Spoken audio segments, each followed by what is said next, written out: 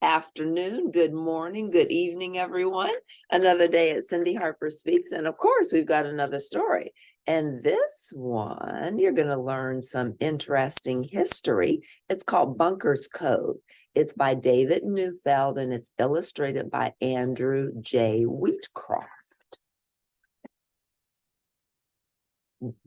Jack Bunker was a sailor during the American Revolution.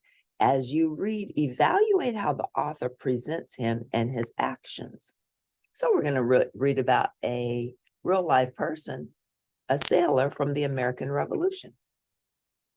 An old salt is a sailor who has spent years and years at sea.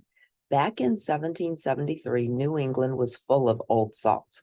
Jack Bunker was one of them. He wasn't exactly old, but he was plenty salty.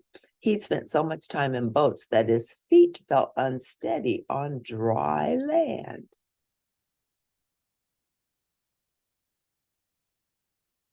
Jack lived on Cranberry Island, a speck of land off the coast of Maine.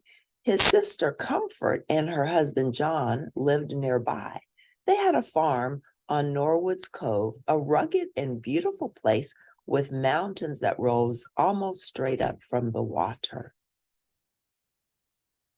Life in Maine was pleasant and peaceful, but life was not so pleasant and peaceful elsewhere in the New England colonies.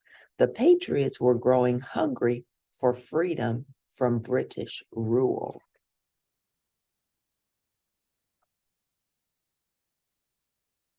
Right around Jack's 31st birthday, Massachusetts Patriots threw their famous Boston Tea Party, dumping 342 chests of tea into Boston Harbor. The tea belonged to a British company. Only the British could import tea to the colonies. By dumping it, the colonists were telling Britain they wanted freedom to make their own choices, both in matters small, what sort of tea to drink, and large, what laws to live by. In those days, news traveled so slowly that people in Maine didn't hear about the Boston Tea Party until a year later. Even then, they didn't get too excited. Those wild city folk, they said. But by 1776, the American Revolution was in full force. British soldiers and ships were sent to rule the unruly Americans.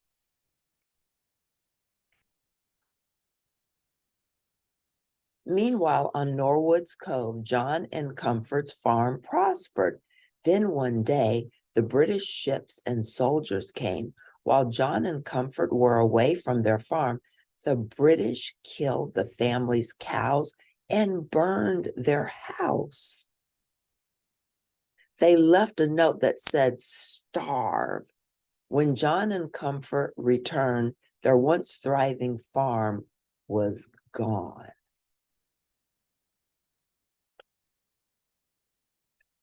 When Jack found out about this, he got mad enough to do something crazy. He and a friend set out from Norwood's Cove in a canoe. For days and days, they paddled across bays and carried their canoe across land. Finally, they reached the Sheepscot River in Wiscasset, Maine. There, they found what they'd been looking for. A British supply boat called the Falmouth Packet lay peacefully at anchor. It was full of food for British troops. Not a single British sailor was on board. They were all on shore, enjoying a nap on solid ground. So Jack and his buddy climbed aboard. They raised the sails and off they went. The captain of the boat opened one eye and saw his boat sailing away without him. That snapped him wide awake. Jack and his friend gave him a wave. They laughed and sang silly sailor songs as the boat went out to sea. Not just anyone could laugh and sing while sailing a boat like the Falmouth Packet, but after a lifetime of sailing, Jack knew just how to handle the packet. That's what makes a salt. The next day, Jack sailed the Falmouth Packet into Norwood's Cove. A boat full of supplies was a welcome sight to his sister's family. Food had been scarce since the British raid. Jack quickly gave out the supplies, but he didn't stick around for the feast. The British will come looking for us, he told his sister. We don't want to be found here. A few more men, hungry for adventure, volunteered to join him when he sailed the packet back out to sea.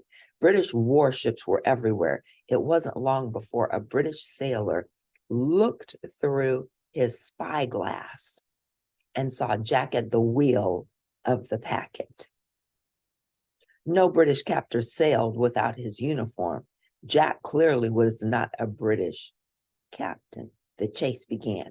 The British warship was armed with cannons. If it got within shooting distance, Jack's boat would soon look like Swiss cheese. Some boats are just built to be faster than other boats. Warships are faster than supply boats. Lucky for Jack, though a fast boat isn't all that counts in a chase, the captain's skill counts even more. Jack was an accomplished sailor. As a heavy fog began to roll in, Jack sailed by his wits. Keep a sharp eye on the water, he yelled to his crew. Rocks dead ahead, hollered one of the men. Jack steered the packet around them. It slipped by like a ghost. When the fog lifted, the British were still in sight, but they didn't dare go the way Jack had gone. They crept slowly along the outside edges of the rocks. With the British lagging behind, Jack reached his favorite hiding place on the Maine coast. It was a little cove between Great Spruce and Little Spruce Islands. The entrance was nearly invisible. Sailing into the cove was like vanishing under a magician's cloak. Jack slipped the boat into the cove. The British weren't close enough to see where it had disappeared. At the mast, Jack yelled. His crew got out their axes. The mast from the packet crashed down into the trees on Great Spruce Island. The British captain saw the mast before they fell. He began to steer toward the cove, but when he reached the narrow entrance, he decided it was too dangerous to risk. Steer clear, he shouted to his crew. The warship sailed around to the other side of the Spruce Islands, still fearful of running aground on the rocky coast. The British captain launched a rowboat. He rowed through a narrow channel toward the cove where Jack and the packet lay. By the time he finally reached the cove, he found nothing. Was Jack Bunker a magician?